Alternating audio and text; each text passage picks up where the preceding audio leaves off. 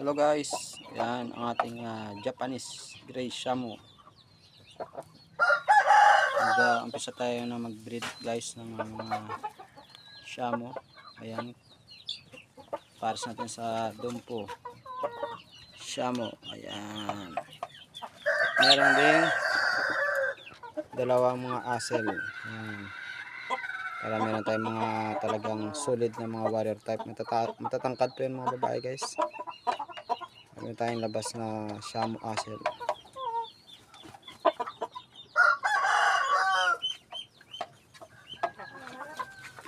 Matatangkad ito mga babae guys, mga Dumpo yun eh.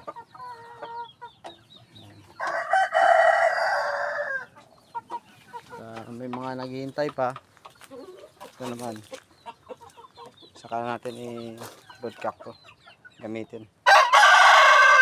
Shamu Asel to guys na